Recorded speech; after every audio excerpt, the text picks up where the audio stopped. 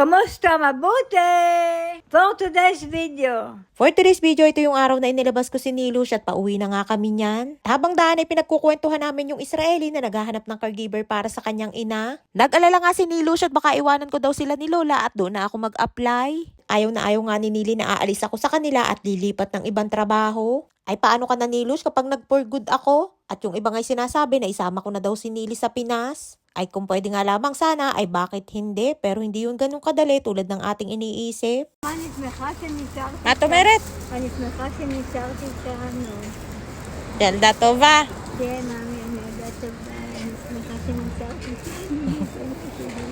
Ay nga't nandito na kami sa bahay at pagdating pa nga lamang namin ay todo halungkat na si Nilo sa kanyang mga pinamili. Para po pala doon sa mga nagtatanong kung pwede sila mag-apply na caregiver doon sa Israeli na nagpapahanap sa akin ng caregiver para sa kanyang ina ay yun lamang pong pwede yung nandito na mismo sa Israel. Matagal na nga ding hindi nagpapalis ang Pilipinas ng mga Pilipino caregivers papunta dito sa Israel at halos mahigit 2 taon na nga din. Dahil nagkaroon ng issue ang Pilipinas at Israel tungkol sa mga bayarin ng mga aplikante para makarating dito sa Israel. Sana nga ay maayos na para mabigyan ulit ng pagkakataon yung mga Pilipino na makaalis at makapagtrabaho dito sa Israel. Ay nga ibinigay na sa akin ni Nili ang aking tsinelas na pambahay na binili at 10 shekel lamang yan o nasa 150 pesos. At yung presyo nga ay para lamang din akong bumili sa Pinas at nang makita nga ni Lola ay sabi sa akin ay bumili pa daw ako ng isa at babayadan niya. Ay nga pinagpipilitan ni Nili na pagsamahin sa isang garapon yung kanyang binili na pampusod sa buhok at yung sabon. Ganun nga ang ginagawa ni Nili sa kanyang mga binibili na garapon kung ano-ano ang inilalagay sa loob at pagkatapos ay kanyang i-display. Wala na nga mapaglagyan dito sa bahay kaya naman ang napagtripan ay dun ilagay sa may harapan ng TV.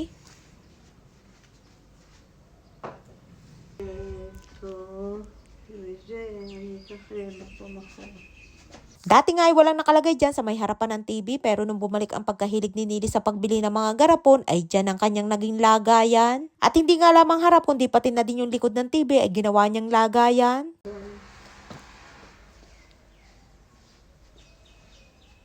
אולי זה ייכנס לי הקופסה הזאת הקטנה. Ingat litong-lito si Nili at hindi niya alam kung ano pang ilalagay dyan sa isang garapon na binili niya. Kita nyo naman at sa sobrang dami ng mga abubot ni Nili ay malapit nang mapuno yan lagayan ng TV. Yung iba nga dyan ay matagal ko nang naitago at ipinaglalagay sa kahon. Abay nung minsan na nakita ko ay pinaglalabas at inilagay dyan. At pati nga yung ibang mga nakatago sa drawer ng mga abubot niya ay inilabas din at inilagay dyan sa may likod ng TV. Ay nga tagpunta na si Nili sa kwarto ni Lola at magkukwento yan kung ano ang kanyang mga pinamili at kung magkano ang natira niyang pera. At isinunod ko na nga din yung aming binili na lagayan ng plato para maipakita ko din kay Lola. Ingat pinasuotan sa akin ni Lola ng isa pang t-shirt si Nili dahil malamig daw. Pero hindi naman malamig ng araw na yan pero dahil makulit si Lola tayo patalo ay siya'y bigyang hilig ng walang ligalig. תודה שלי, חייבת אותך.